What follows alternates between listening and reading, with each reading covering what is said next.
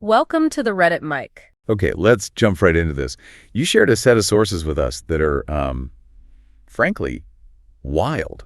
Yeah. A post from our best of Redditor updates, the comments.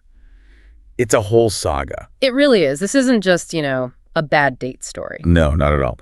We're talking about a deep dive into a really bizarre dating scenario that takes a hard turn. Right. To seriously uncomfortable territory. Definitely. So the core of it, a woman starts dating a new guy, seems normal, right? Right, on the surface. And then she finds something pretty shocking, a full-blown basement, shrine dedicated entirely to her ex-husband. Yeah, and the ex isn't just anyone. He happens to be like a major figure in the metal music world. A big name if you're into that scene, yeah. So our mission here really is to unpack this whole thing. We're going to follow the story from her first post, see what happened in the update, and really dig into the community reactions. Because honestly, this story is kind of a masterclass in spotting red flags. Totally. An obsession, celebrity culture, it touches on a lot. And you mentioned the community reactions. They are key here. They didn't just react. They analyzed. They pointed out things the poster hadn't even considered. Oh, absolutely. They helped her see it differently. It really shifted the narrative from, an awkward dating moment to something potentially, quite serious. It's kind of fascinating to see that collective online wisdom at work. Okay, so let's start where she started. She's 37, dating this guy. He's 36. Right. It's early days, like 2 weeks in. Mm-hmm.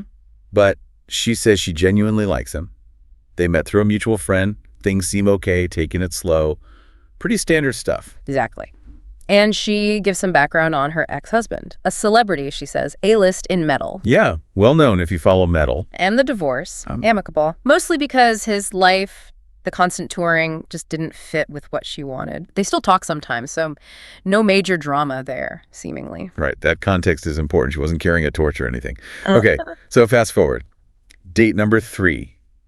This is where it gets weird. Mm-hmm. They decide to watch a movie at his place. Okay. He gives her a tour of his house. Sounds nice, normal. Totally normal until the basement. He's apparently really excited to show her his game room. Fully furnished, pool table, minibar, darts, Yeah, picturing the standard man cave. Yeah. Maybe some beer signs, a sports team banner. Except, no. That is not what she finds. She calls it the very weird part. The room is, it's completely covered. Like every wall. Every wall, floor to ceiling, with memorabilia of her ex-husband. We're talking framed posters from all his bands, autographed guitars, his signature models. Wow. Every single record he ever released, framed. Framed magazine articles. I mean, it's a shrine, literally. A shrine.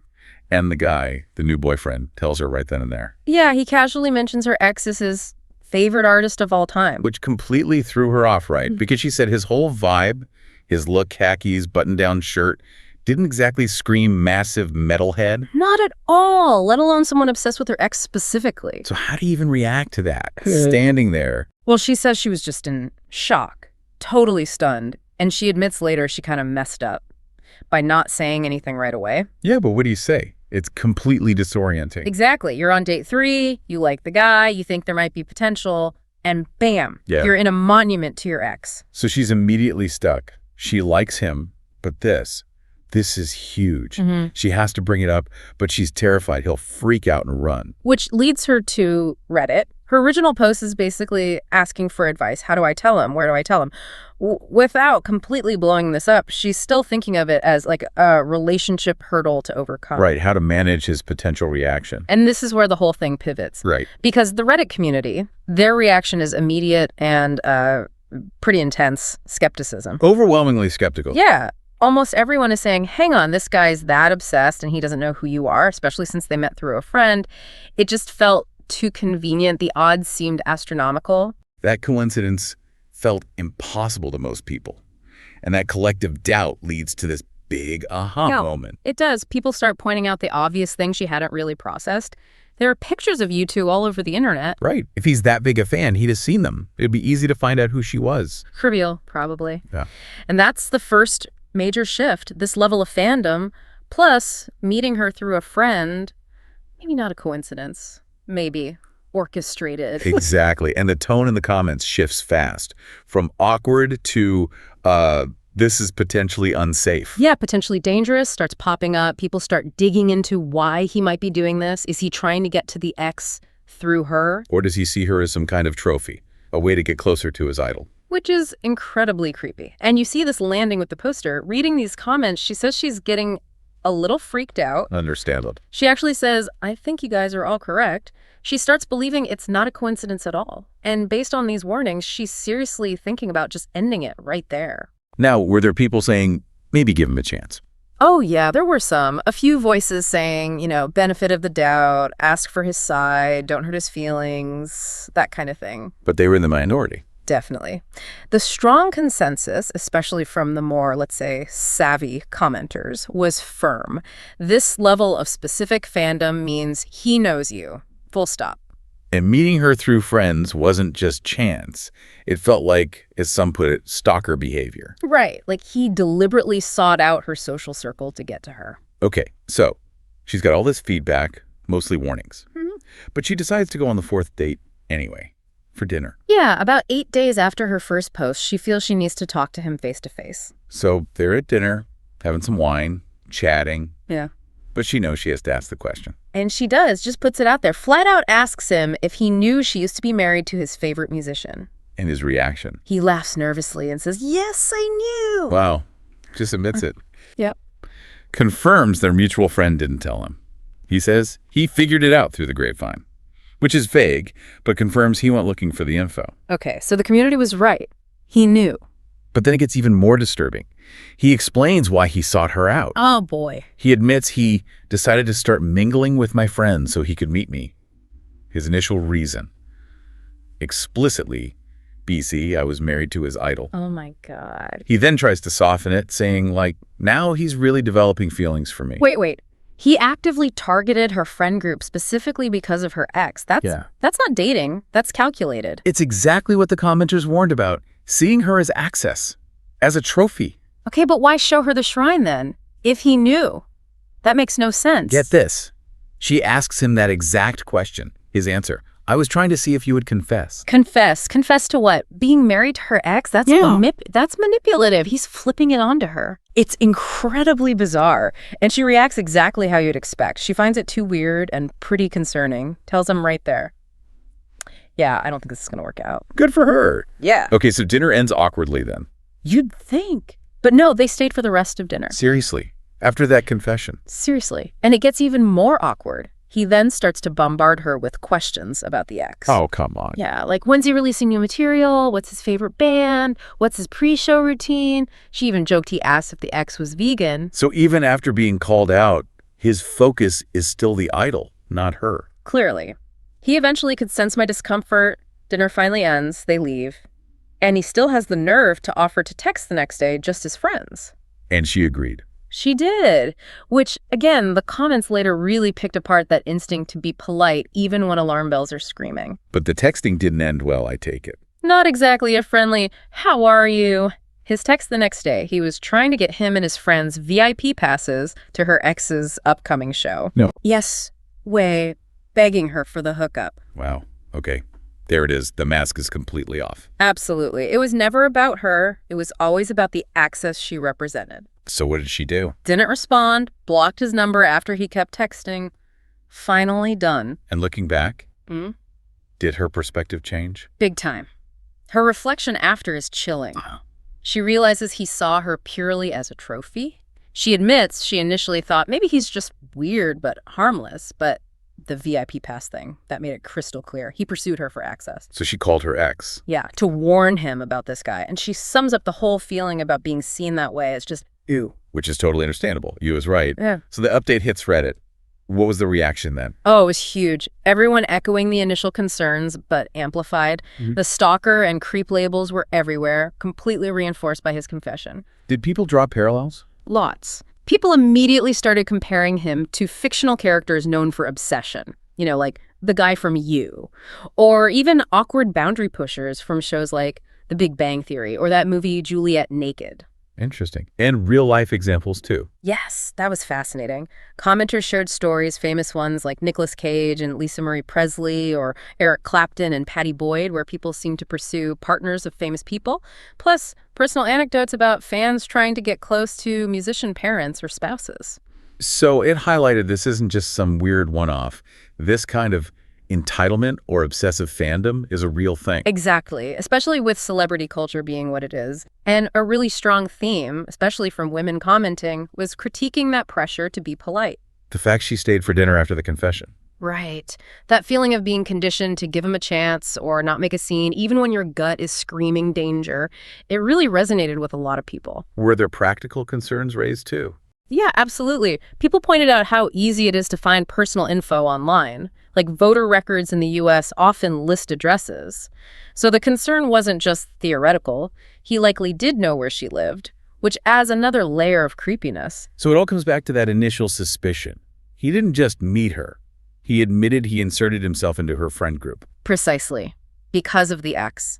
That initial weird basement shrine wasn't just quirky. It was part of a calculated plan. The community takeaway seemed pretty clear then. Overwhelmingly, she didn't just dodge a bullet. Someone nailed it when they said she dodged a guided missile. Wow. Still, were there any lingering worries? A few commenters expressed a bit of concern about her maybe initial naivety, like thinking he might be harmless even after the VIP request. And of course, endless speculation about who the famous middle ex could possibly be. That drove people crazy. Understandable. It's such a specific, weird detail. It really makes the whole thing stick in your mind. So, okay, we've gone through this deep dive. A really bizarre story from Reddit, starting with that shocking basement discovery. Yeah, following it through the community's analysis, which totally reframed it. Right up to the uncomfortable confession and that final blatant request for VIP passes. Looking back, the takeaways are pretty powerful. First, trust your gut. That this is weird feeling. It's usually right, even if you want to like the person. Definitely. And it shows how obsession, especially fan obsession, can manifest in really disturbing ways. It's not just about collecting things. Sometimes it's about trying to collect people connected to the idol. Using them for access, like a trophy, it's dehumanizing. And it's a stark reminder about online information. How easy it can be for someone determined to find things out. Yeah. So this story, while pretty extreme, it offers real lessons, doesn't it? About spotting manipulation, prioritizing your own safety over being polite. And just accepting that sometimes the strangest explanation, it actually turns out to be the truth. It really does. And it leaves you thinking, doesn't it? About celebrity culture, these weird one-sided relationships people form online, parasocial relationships. And all the data that's out there about us. Exactly. Where is that line between just admiring someone's work and, well, dangerous obsession? And what boundaries do you personally need to have in place when someone seems to be crossing that line? How do we get better at seeing those signs early? Yeah. Especially when we really want things to work out. That's definitely something to chew on. All right, moving on to the next story. It's a collection of posts detailing a really incredibly difficult personal situation. At its heart, it's about a woman whose partner abandoned her during pregnancy. And then there's the just tragic loss of their child and the conflict that followed, which was intense. Yeah, conflict with the ex-partner, his family, and even some unexpected places. Right. So our goal here is to kind of walk through this narrative, how it was presented in these posts, look at how the online community reacted. And try to understand the original poster's journey, her emotional path through all this, based on what she shared in the updates. We absolutely need to say up front, this is heavy stuff. There are triggers here concerning child death and also verbal abuse. Listener discretion is advised. Definitely. But it's also, especially later on, a story that shows incredible resilience. There's this thread of her trying to find peace, you know? Yeah, finding some kind of stability after just unimaginable difficulty. Okay, so let's lay out the timeline as she described it. The original poster, OOP, she was 28. Partner, Lewis, also 28. Been together 4 years. And the pregnancy? It wasn't planned? Yeah. OOP actually mentioned having some initial reservations, career goals, things like that. But they talked about it a lot, apparently. And she says they mutually decided, okay, let's do this. They decided to proceed. And then things took a turn. Around 20 weeks pregnant, just after the gender reveal, Lewis just vanished. Completely. Stopped answering calls, texts. Yeah. Ghosted her. She eventually found out from his mother that he'd packed up and moved back in with his parents. The reason given was basically he was overwhelmed by the idea of being a father. Yeah, that seems to be the gist of it. But what's really strange... It's a money thing. Right. He kept paying his half of the bills for their flat, like clockwork, but zero other contact. No emotional support, no check-ins, nothing. So she tried, right? She tried reaching out. Oh, yeah. Called him, messaged him, called his mother, messaged her, even went to his parents' house at one point, apparently. Just Yeah. silence. Wow. So at some point, she just had to stop. Around 27 weeks, yeah. She wrote that she gave up trying to contact him, accepted she'd be a single mom, and just focused on getting ready for the baby by herself. Which is just incredibly sad in itself. And then the story gets even harder. Yeah. At 31 weeks, she starts having pains. Thought maybe it was nothing serious at first. But then just before 32 weeks, her water broke. Labor came on really fast. Extremely fast. The baby was born very prematurely. And had to go straight to the NICU. Neonatal intensive care, complications because he was born so early. And just heartbreakingly, he passed away less than a week later. Oh, my God. And in the middle of all that grief, she still tried to tell Louis. Immediately. Messaged him, called him, left voicemails, messaged and called his mother, too. After the birth, and then again after the baby died. Her parents got involved, too, trying to reach them. Her parents also tried. Calling, messaging, still nothing. So through the birth, the NICU stay, the baby passing away, zero response. Zero response from Louis or his family. Complete silence. Unbelievable. So she had to arrange the funeral. With help from her parents, yeah. Which Yeah. must have been just awful.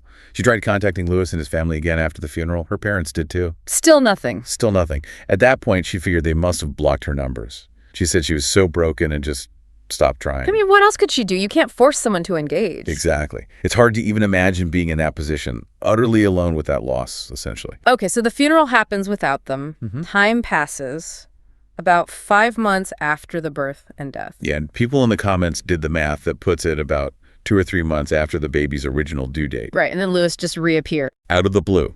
Shows up at her flat. Actually, he let himself in. She came home and found him there. And the flat. Obviously, it wasn't set up for a baby anymore. No, because her son had passed away months before. And Louis's reaction wasn't concern or Yeah, no. confusion. According to her post, he was immediately hostile, demanding, "Where's my son? I want to see my son." Oh, wow. So she had to tell him then and there. She broke down, Yeah. told him what happened, the premature birth, the NICU, the death, the funeral he missed. How did he react to that? She described it as a mix of anger and sadness, but then he just stormed out, slammed the door. Didn't stay to talk, process, nothing. Yep, just left. And then the backlash started. Almost immediately. Within half an hour, his mother calls OOP, leaves this absolutely vile, verbally abusive voicemail. And it didn't stop there. No, then messages started coming in from other family members, all accusing her, saying she hid the baby's death from them on purpose, out of spite. Accusing her after they were the ones who were completely unresponsive. Exactly. The sheer audacity is something else. Which brings us to why she posted on Remeth Asshole in the first place. It wasn't just Louis's family. No. Adding insult to injury, her own sister apparently sided with them to a degree. What did the sister say? She told OOP it was a dick move, that she hadn't tried harder, that she should have kept pushing to inform Louis and his family despite everything. Wow, after everything she'd been through. So OP feeling hurt, confused, maybe second-guessing herself under all this pressure. Yeah, she asked Reddit, was I the asshole? AITA for not doing more to let my ex know our son passed away. And what was the verdict? Overwhelmingly, universally. NTA. Not the asshole. Not even close. I can imagine. The comments must have been strongly in her favor. Absolutely. People were furious on her behalf. They validated everything she did, emphasized Louis's abandonment, the cruelty of his family. And the sister's comment probably got a lot of heat, too. Oh, big time. Massive criticism for the sister. People couldn't believe the lack of empathy, the lack of support, pointing out the immense trauma OOP was dealing with. Yeah, the idea that the burden was somehow on her to chase down people who had actively ignored her during a crisis. It's completely unreasonable. Commenters kept saying she did try. Multiple times, her parents tried. What more could she realistically do while grieving her child? And the flip side, why didn't Louis try to find out anything? For 5 months, if he supposedly cared. Exactly. That point came up again and again. Where was his effort? Did OOP respond to the comments? She added an edit later, said reading everything was really hard, obviously reliving it all, but the support was also incredibly helpful. How so? It helped her see she wasn't the villain his family and even her sister were trying to make her out to be. It validated her experience. That makes sense. Did she mention taking any action based on the advice? Yeah, she said she was already planning to move when her lease was up anyway. And she was seeing a therapist mention her dad was helping her pay for it. Both things people strongly recommended. Good for her. Okay, so let's move on to the updates she provided later. The first one was about 2.5 months after that original post, right? That's right. She shared some progress. The move went okay. Yes, she said it went smoothly. Found a new place, importantly, far enough away to hopefully avoid running into Lewis or his family. Smart move. Did she cut contact? Completely.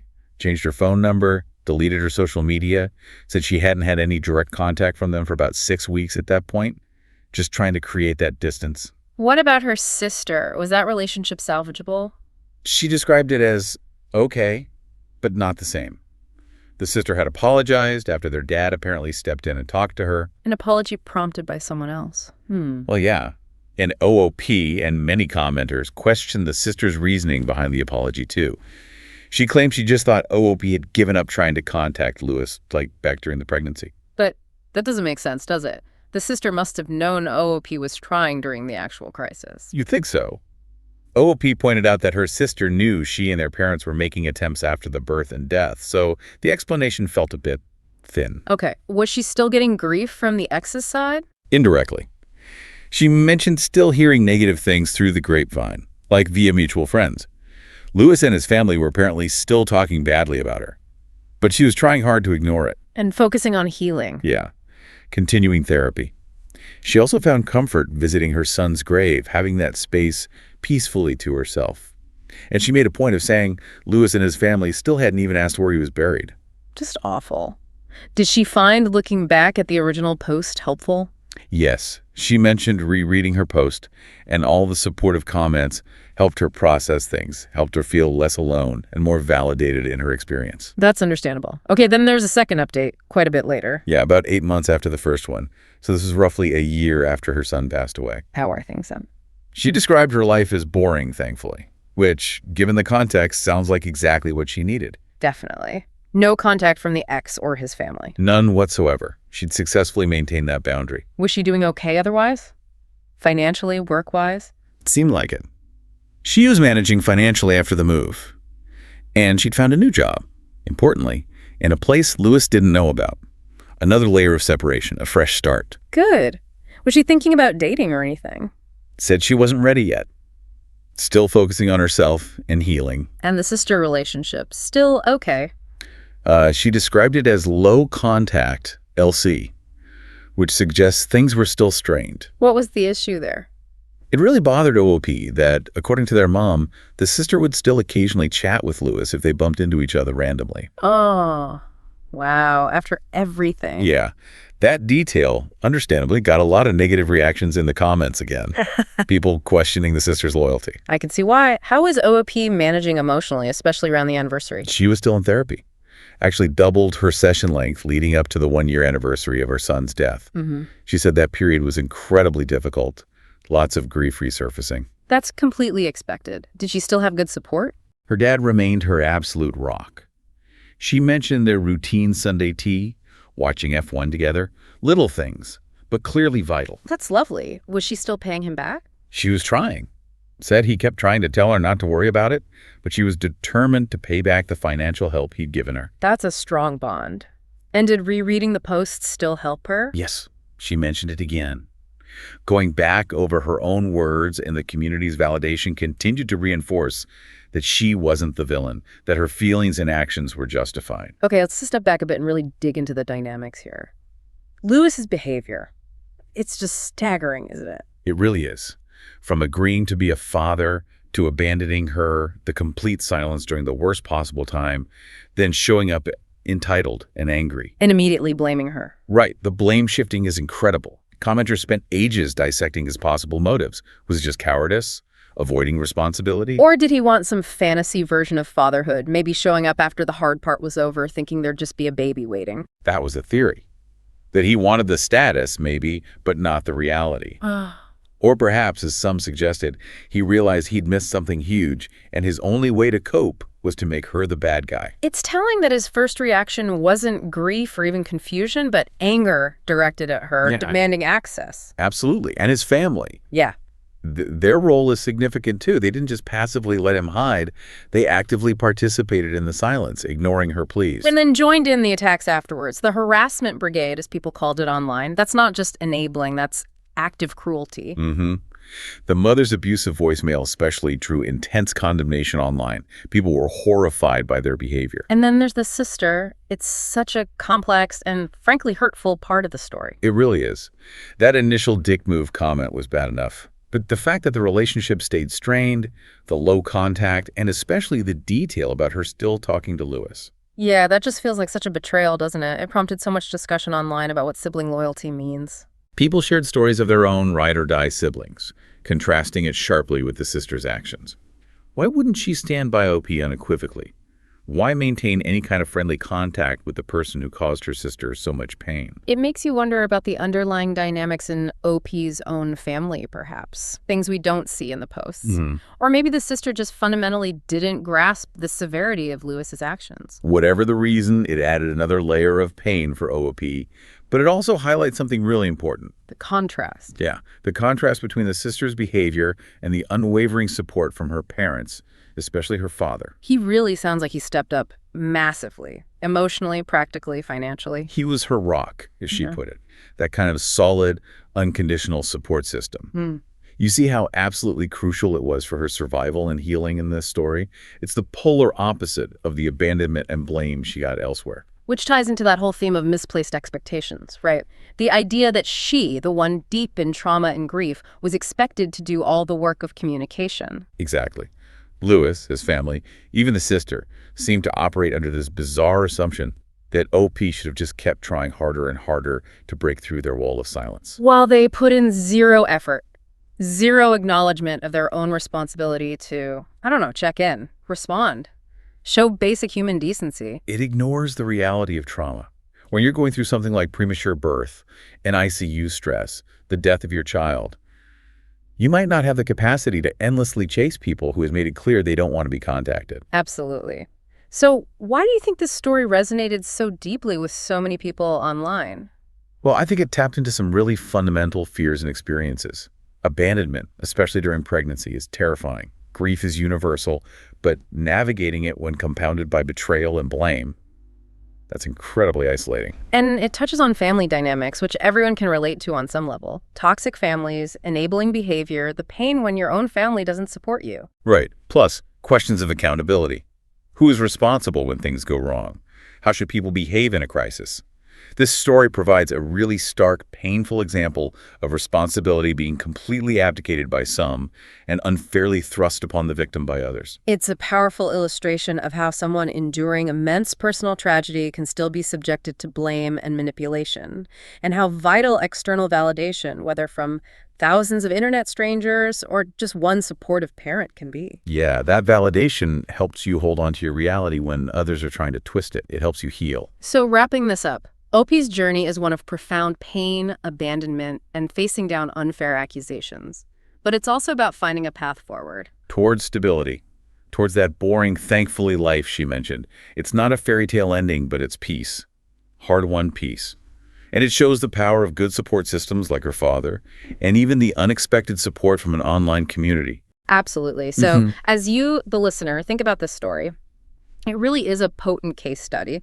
It shows the devastating impact abandonment and toxic dynamics can have during our most vulnerable moments. And it highlights the incredible strength needed to navigate loss when faced with blame instead of empathy. Maybe a final thought to leave you with. Consider how our societal expectations sometimes work.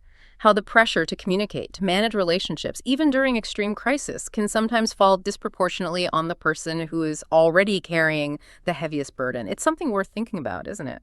All right, moving on to the next story. Okay, let's dive into this. We got these sources from a listener, and they're pretty intense. It's a real-time account. Yeah, really intense. Shared across online forums.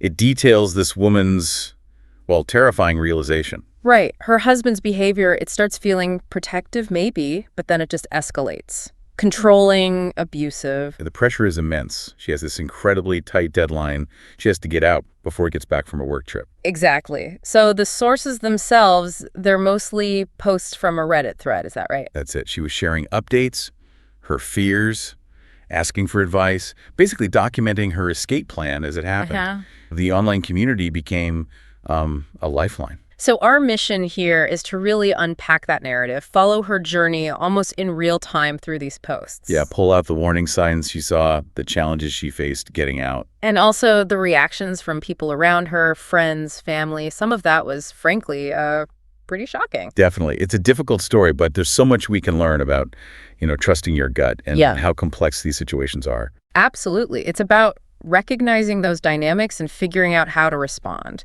So let's start with who we're talking about. Okay, so the woman sharing the story is 29. Her husband, they call him Alex in the posts, he's 30. And they hadn't been married long. No, just 7 months. And she starts describing these, behaviors that made her uncomfortable early on.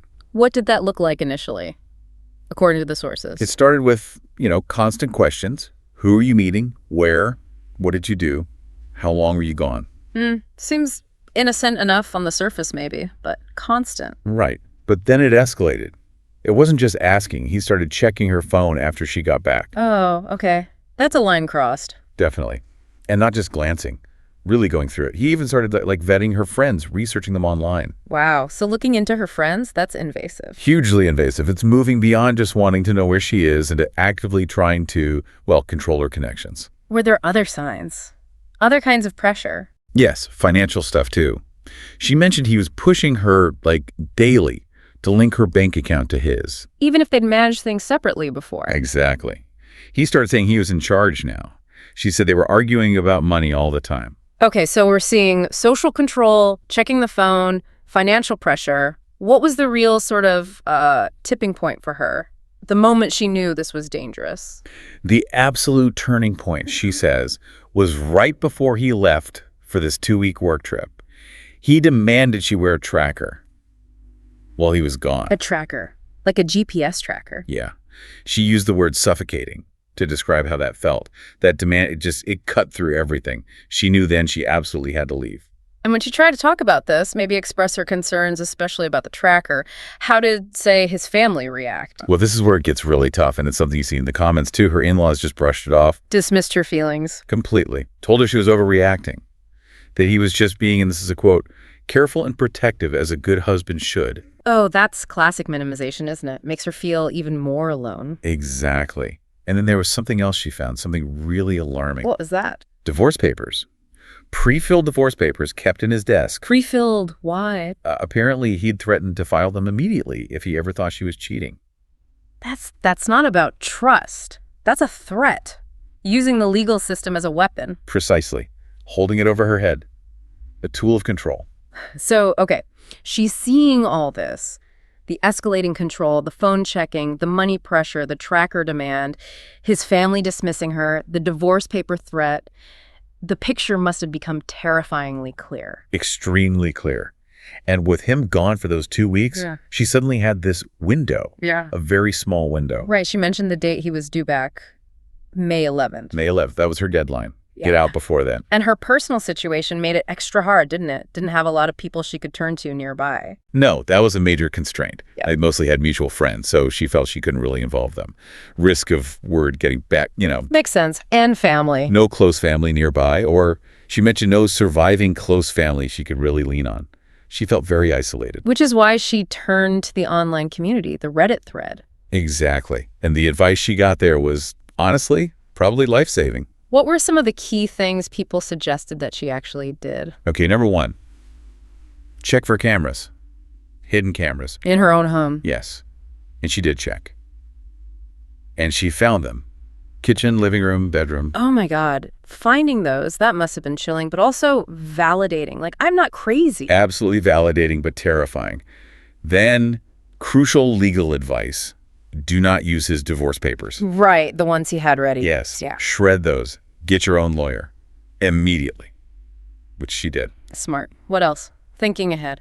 Take photos, time-stamped photos of the entire house before leaving. Proof of its condition. That turned out to be important later, didn't it? Incredibly important. But with cameras everywhere, how did she even plan all this? Make calls, find a lawyer. She had to be incredibly careful. She said she did everything in the bathroom. Made calls, filled out forms, pretending to take long baths or showers. Wow, the level of secrecy needed? That's intense. And she also reached out to her job, right? Yes, she talked to her employer about the situation, and they were actually supportive. Very supportive. They started looking into out-of-state transfer options for her. Having that potential escape route through work was huge. Okay, back to his divorce papers for a second. Her lawyer reviewed them. Did they find anything else worrying? Yeah, this part is really disturbing. The papers had clauses about future children. Future children, they didn't have kids. No, but the way it was worded, according to her lawyer, suggested a clear intent to sort of trap her later on, to make leaving even harder down the road. That shows such premeditation. Yeah. Chilling. Did she have a backup plan if the job transfer didn't happen? She did. She was prepared to just quit. She had some savings, enough for maybe a few months, she figured. Having that financial buffer, even a small one, must have given her some peace of mind. Definitely. It gave her options. It really shows how resourceful she was being, despite feeling so alone, relying on herself and, well, strangers online. It really does. And it highlights how crucial those independent resources can be: a job, savings, things not everyone has, which makes escaping even harder for many. Absolutely. So things are starting to come together. And then she got some good news. Yes, the job transfer came through. Across the country. And a salary increase, too, which was a nice bonus in a terrible situation. Okay, so she has the job, she has the deadline, but how does she actually move without anyone noticing, especially those mutual friends or the in-laws? She needed a cover story, and she came up with a really clever one. What was it? She told everyone she was planning a big surprise welcome home party or outing for Alex. Smart. Using his return as the reason for activity. Exactly. She even asked her mother-in-law for recipes for his favorite foods. Really selling the story. That takes some serious nerve, keeping up that facade. Incredible emotional labor. Yeah. And then nature kind of gave her an assist. The weather. Yeah, a big storm was predicted right around the time she needed to move. How did that help? She found a moving company willing to work during the bad weather. The plan became wait for the storm, then shut off the main power breaker to the house. Okay. Claim the power went out because of the storm. She even sent Alex a video of the storm to make it seem legit. Then, movers come that afternoon, clear everything out while the power's out, and once the weather cleared enough, she'd fly out. That's ingenious, using the storm as cover. So what did she actually take? Just the essentials. Important documents, clothes, really crucial sentimental items. And the rest? Furniture, electronic. Left it all. Yeah. Everything except her work laptop and a new, clean phone she'd bought for the escape. That's a big sacrifice, leaving all that stuff. Huge. But her priority was safety. Same with the legal side. Her lawyer filed the divorce papers, so she didn't need to be physically present. And she decided not to fight over assets. No. She wasn't suing for alimony or anything. She just wanted out. Clean break. Makes sense. And digital security, that's so vital now. What stuff did she take there? Multiple things. Got a cheap pay-as-you-go phone initially. Wiped her old phone completely and left it behind. Good. Had her work IT check her laptop. Thankfully, it was clean. No spyware.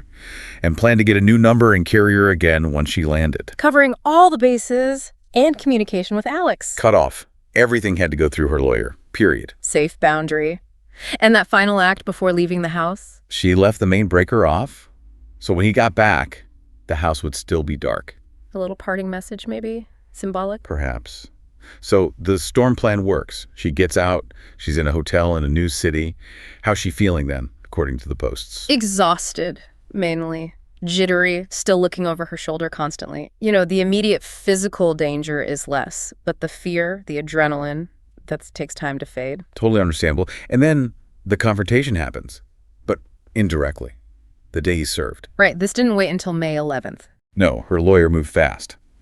The sheriff was actually waiting at the house when Alex's plane landed early, on May 8th. Wow, so he arrived home to a sheriff with divorce papers. Exactly. And his reaction? How did he take it?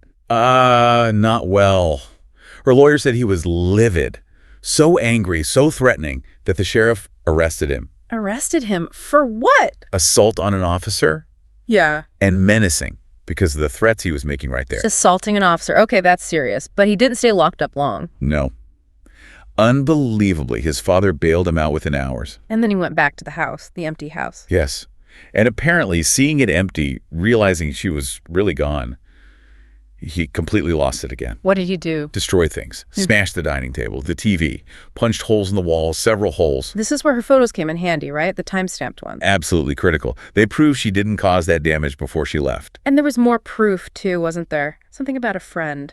Yes. A friend, Alex, called to help him clean up the mess, later told her lawyer, or somehow word got back, confirming the damage, and crucially, that the holes in the wall were high up, like at Alex's height, he's 6'3". She's only 5'4". So he couldn't even realistically blame her for that specific damage. His story wouldn't add up. Exactly. It exposed his lies. Her foresight with those photos was just incredibly smart. And her new job provided some extra security, too. Yeah, she mentioned her workplace deals with high-end clients, so they already had security protocols. They were able to take steps to keep her new location confidential. Good.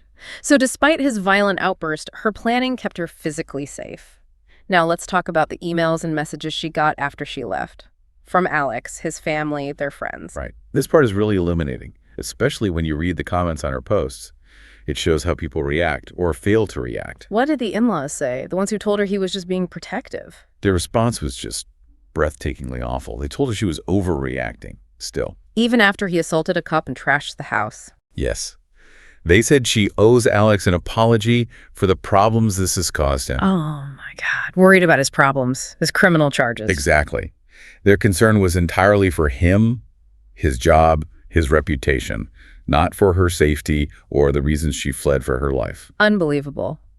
What about Alex's email to her? It was apparently very long. An apology, begging her to return, claiming he was just worried for her, offering to go to therapy. Standard manipulation tactics, maybe? Seems like it. But the real kicker was him saying that her leaving wasn't an appropriate response to his genuine concern and worry for my health and safety. Oh. Yeah. Flipping it completely. His control was concern, and her escape was the inappropriate response. Textbook Darvo deny, attack, reverse victim and offender. He's the victim of her leaving because he was so concerned. And the mutual friends, how did they react? She described their replies as lacking. Basically, they said things like they didn't think Alex was ever going to hurt me. So minimizing the risk, too. Yeah, telling her not to let her imagination run away wild. Even after everything that had happened, the arrest, the property destruction, they still couldn't seem to grasp the danger he posed to her. It's that dynamic the commenters picked up on, isn't it? Friends and family struggling to believe someone they know, someone who seems nice, could actually be abusive. Exactly. The street angel, house devil idea. It's often easier for people to doubt the victim than to accept that someone in their circle, someone they like, is capable of real harm. People shared stories about that in the comments, right? Only believing when they saw something undeniable. Yes, really frustrating stories. Friends saying, oh, I didn't realize it was that bad, only after they witnessed him smash something or scream at her during a sleepover, despite her telling them things for ages. It speaks volumes about how well abusers can wear that mask for the public. People compared it to, famous figures who seemed charming but had dark secrets. Right. And the irony is just staggering. Alex assaults a police officer, destroys their home, clear evidence of instability and rage, and yet his circle still focuses on his inconvenience and tells her she's imagining things. It's a painful look at enabling, isn't it? Maybe not malicious, but just a failure to see past the public face. A failure to prioritize the victim's safety over their own comfort or their perception of the abuser. So she's physically safe now, in a new place, but the fight isn't over. She's still taking steps. Absolutely. Ongoing safety is key. She found an apartment with good security key cards, guards. She even gave them photos of Alex and his family, just in case. Proactive. And legally, financially. She's pursuing a protective order. She froze her credit, smart move to prevent financial sabotage. Good idea. Changed her phone number and carrier again. And making sure all her documents, like power of attorney or next of kin, are updated so he's not listed anywhere. Cutting all ties. And Alex said he planned to fight the divorce. What does that typically mean in these abusive situations, based on the comments? Yep, people with experience pointed out it's usually not about stopping the divorce, especially in no-fault states where you can't really force someone to stay married. So what's the goal then? It's about control, punishment, making it as painful and expensive as possible for the person leaving, dragging it out, How? fighting over every little thing, refusing to sign papers, constantly rescheduling court dates, filing motion after motion, basically using the legal system itself as a tool of harassment and to drain the other person's resources and emotional energy. Ugh. So the legal battle becomes another form of abuse. Exactly. Commenters shared stories of divorces taking years because of these tactics. So that's another hurdle she's facing. And she mentioned her own paranoia connecting it back to her grandmother. Yes, that was a really poignant detail. Her grandmother lived through an abusive marriage back when divorce was incredibly difficult, almost impossible for women, especially financially. So she was trapped. Essentially. And her grandmother later regretted not seeing the signs earlier, wishing she'd found a way out. So what our source felt as paranoia was actually more like an inherited survival instinct. Precisely. It wasn't paranoia, it was wisdom passed down. It gave her the insight, the sensitivity to those red flags, and maybe the courage to trust her gut feeling, even when others doubted her. It really reframes her whole response. Not an overreaction, but a deeply informed, intelligent, proactive escape. Absolutely. Her resilience is incredible, using her job, her savings, that online community, the lawyers, using every resource she could find to get out safely. And her story is inspiring because she did get out, but it's also a stark reminder, like the commenters said, that not everyone has those resources. Exactly. Not everyone has a supportive job willing to transfer them, or savings to fall back on, or even that window of opportunity with the abuser being away. Her success story highlights the systemic barriers others face. Definitely. And just to underscore the danger she was actually in his actions when he got back. Assaulting the officer, destroying property. Those aren't the actions of someone just concerned, as he claimed. They're the actions of someone dangerous, someone losing control, volatile. Many commenters pointed that out this guy is genuinely scary. It's been quite a journey following this story through the sources. From those first uneasy feelings, the escalating control, To the incredibly detailed escape plan, executed under immense pressure. navigating that lack of support from her own circle, facing his violent reaction. And now, the ongoing fight for her legal freedom and long-term safety. It really drives home the importance of recognizing control, trusting your instincts even when people dismiss you, and just the sheer courage it takes to leave. And it's a powerful illustration of that mask, isn't it? How someone can seem charming or nice to the world, but be incredibly dangerous behind closed doors. The difference between nice and good. It really is. And it makes you think. This whole escape plan was facilitated in large part by anonymous strangers online because her immediate circle failed her. It does raise a big question, doesn't it? If the people closest to you can't or won't see the danger you're in, where do you turn? Where do you find that objective support, that vital information you need? And maybe the flip side of that question, too. How well do we really know the people around us? And what's our responsibility when someone expresses fear, even if the person they fear seems perfectly fine to us? Definitely food for thought. Yeah. How do we look past the surface? All right, moving on to the next story. We're about to plunge into a stack of sources centered around something many of us can probably relate to, the intense pressure a planned trip can put on our relationship. Especially when things go, well, spectacularly wrong. Exactly. And this deep dive is built directly from source material you shared with us, a really fascinating, detailed look inside a relationship dynamic under duress. Yeah, it's drawn from a Reddit thread, specifically posts within our Best of Redditor updates, so first-hand accounts. Our mission today, to really pull the absolute most important nuggets from these posts. We want to understand the core events, dissect the dynamics, and extract some real insights. Insights into relationship patterns, personal responsibility, and how quickly underlying issues can just explode when you're forced out of your comfort zone. And we're sticking strictly to the information laid out in these shared experiences. No outside speculation. Think of it as a detailed case study, yeah. But the data is the raw personal experience someone decided to share online. It gives us a unique window. Okay, let's unpack this, starting with the infamous trip that kind of set everything in motion.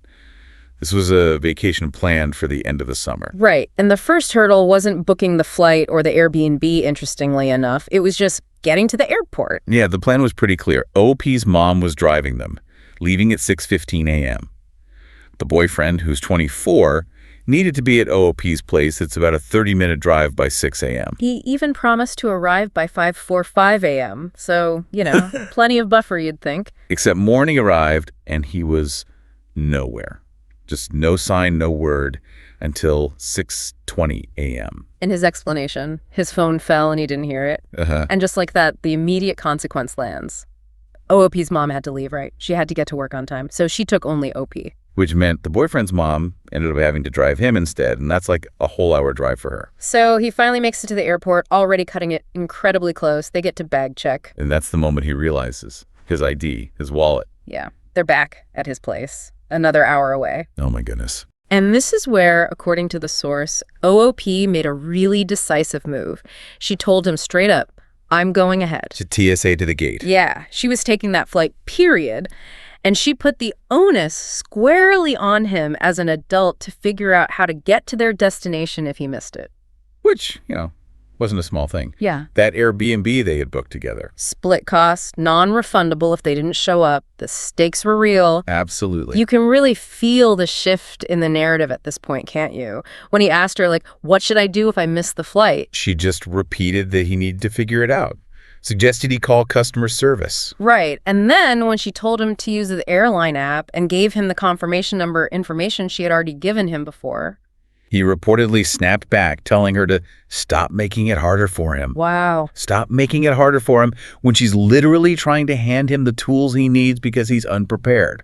And this isn't just frustration. No, this exchange and the whole airport debacle, it really points to something deeper, doesn't it? Definitely. The source material makes it crystal clear this morning wasn't some isolated incident, this pattern of tardiness, of lack of preparedness. It was a recurring theme. Absolutely. And OP's description of setting the alarm even earlier for him, calling him endlessly, finding out his own mother had to physically go wake him up. Yeah. These details aren't just background noise. They illustrate a dynamic. And his mother's excuse just, he was up late, and then driving him for an hour. It suggests that pattern of enabling behavior that commenters on the thread picked up on really quickly. Mm-hmm. And you can feel OP's exhaustion just coming through in the posts.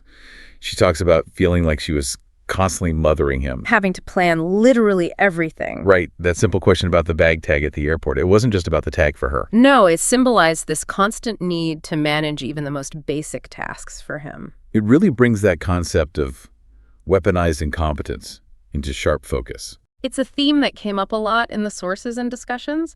It's that dynamic where someone appears, unable or unwilling to do basic stuff. Effectively forcing their partner to step in and handle things. Yeah, sometimes to the point where the capable partner just feels resentment or total exhaustion. And as OOP noted, later on, when she wasn't there to manage him, he still seemed to expect it. He even blamed her for his issues, which, we see play out right at the end of the trip. It's a classic feedback loop. Now, the source does mention that both individuals have ADHD, which for some people can impact executive functions like, time management, organization. And it's important, like OOP did, to look at that with nuance.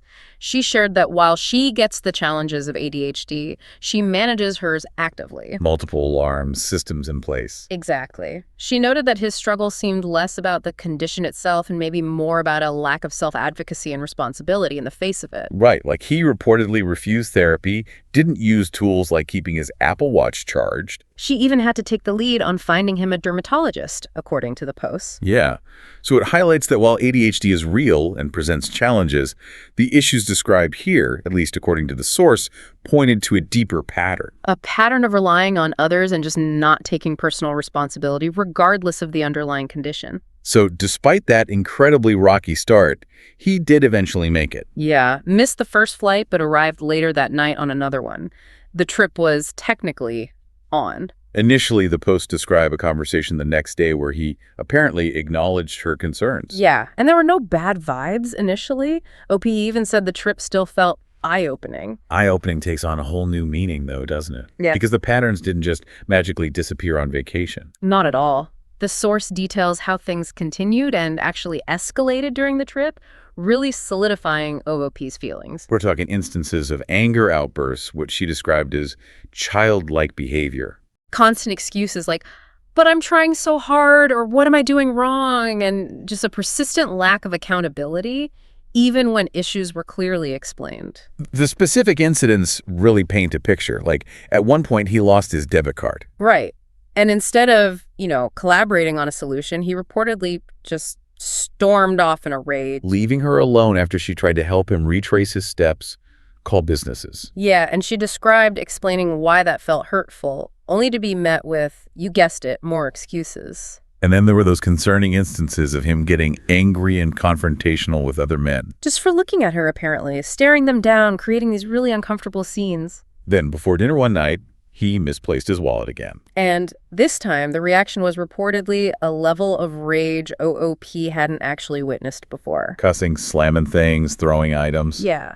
She shared, telling him this behavior was unattractive, that it showed a lack of emotional maturity. Which, perhaps predictably at this point, resulted in more excuses from him. It really sounds like the night before they were set to leave was the absolute breaking point, though. Oh, yeah.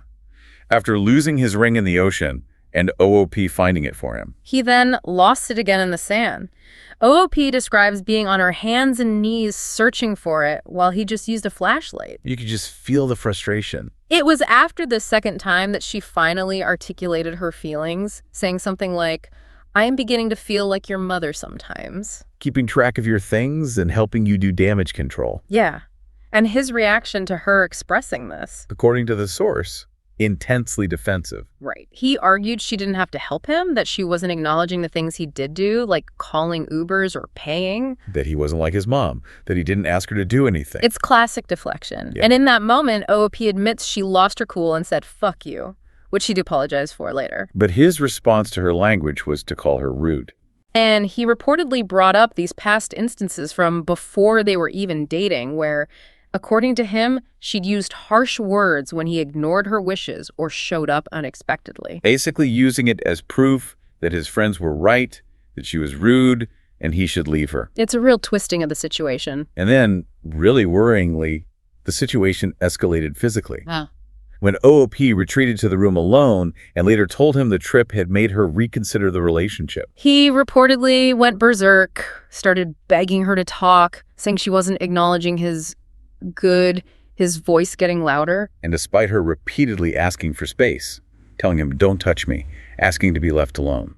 He reportedly ignored those boundaries completely, tried to hug and touch her as she attempted to lie down. When she tried to grab a pull-out bed from the closet, he reportedly blocked it, pushed it, then sat on it, just controlling the space. Yeah, and when she tried to make a bed on the floor with her own blanket and pillows, he reportedly took them, yelled in her ear, pulled the pillow away. OP described feeling cornered, her personal space totally violated, noting this level of rage felt similar to past negative experiences she'd had.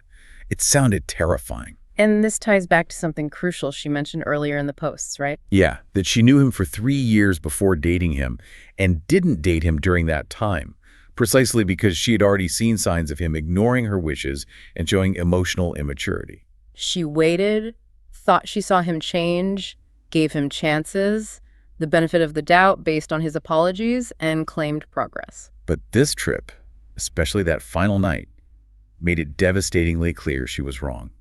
The source also provides some context about potential contributing factors. It mentions he used alcohol to self-medicate. Right, there was that past incident where his mom found him drunk and asleep in a car after he promised to come home. And both his parents reportedly had issues with alcohol. His mother apparently even told OOP that he gets like that when he drinks. Although OOP hadn't seen this specific aggressive behavior when they drank together before, which is interesting. The earlier aggression she mentioned at the soccer game was also linked to him having drinks, though. Yeah. OOP noted his difficult background, abusive alcoholic father, enabling alcoholic mother, and she kind of wondered if some of his behavior stemmed from just a lack of exposure to responsible adulthood. Which is understandable empathy, but it doesn't excuse the behavior. No.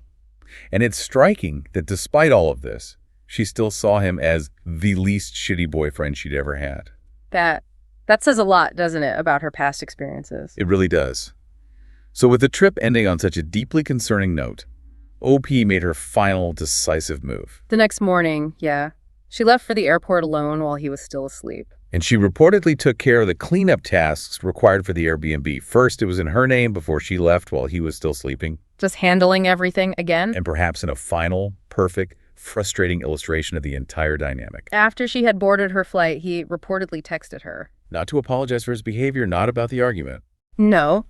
To say she should have woken him up so he didn't miss his flight, claiming his phone was on silent. Ugh. Which, as both OOP and tons of commenters pointed out, just circled right back to the core pattern. Blaming others and expecting her to be responsible for managing him, Unbelievable. The breakup happened shortly after, via text, which, some commenters noted likely felt necessary for her safety given the escalation she'd just experienced. Absolutely. And she set clear boundaries.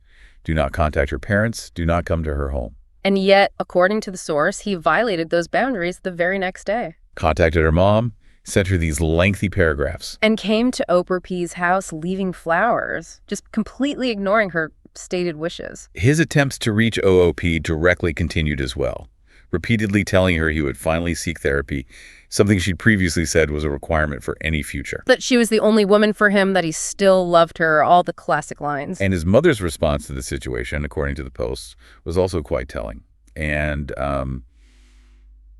contradictory. Yeah, OOP reportedly told his mom his behavior was abusive, and the mother actually agreed.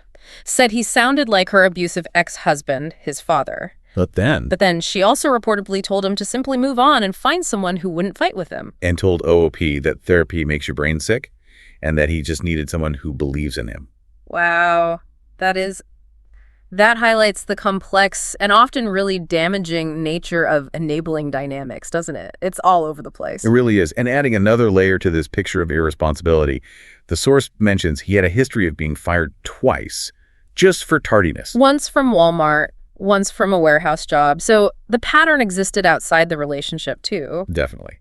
This whole saga, particularly the description of the boyfriend's patterns, it naturally led to a lot of discussion within the Reddit thread about his immediate future. Because he was reportedly set to leave for Marine boot camp soon after the breakup. Right, and that sparked significant and pretty conflicting speculation among the commenters. Yeah. Some predicted that the intense environment of boot camp would just break him. That he wouldn't be able to handle the structure, the discipline. Or even that he wouldn't manage to show up on time for boot camp itself, given his track record. Which seems plausible, but others took the opposite view, speculating that maybe the highly structured environment, which kind of removes the need for self-management in many ways, Might initially benefit him. Yeah, Take away the decision-making burden. possibly. But they also wondered if he'd struggle immensely later, if and when he was given more personal freedom and responsibility within the military structure. And prior military members weighed in with their experiences too. They noted that aggression like his absolutely wouldn't be tolerated, and that weaponized incompetence definitely wouldn't fly. Because punishment for one person's failure often affects the entire group, right? Exactly. But they also acknowledged seeing individuals with similar histories of irresponsibility who either, surprisingly, thrived in that structure. Or crashed and burned completely. So no easy answers there. No, it really highlights these broader themes, like whether external structure can truly fix internal issues, the deep impact of enabling, and the difficulty some people have taking accountability even when faced with really clear consequences. Looking at this entire deep dive then, from that missed flight to the physical escalation and the aftermath, what does this story, drawn from these sources, really challenge us to think about? Well, it raises fundamental questions, doesn't it? About responsibility, accountability, and the subtle, sometimes insidious ways enabling can manifest in relationships. It certainly does. This challenging trip really laid bare some difficult truths for OOP. It makes you consider, what does it truly take for someone to confront their patterns? And accept responsibility for their actions, especially when those patterns have maybe been enabled, consciously or not, for years. Yeah. And think about that moment. OOP made the decision to get on that plane alone, leaving him behind at the airport. What does that single act represent? In terms of setting boundaries, reclaiming her own space, and prioritizing her safety and well-being after feeling constantly responsible for his. It's a powerful moment in the narrative. Definitely. Keep exploring these ideas yourself. Look at the patterns described in these sources, not just as one person's unfortunate story. But maybe as a lens through which to consider the different levels of personal responsibility and the complex impact of support versus enabling that show up in relationships and dynamics all around us. Thanks for joining us for this deep dive today. We hope it gave you plenty to consider.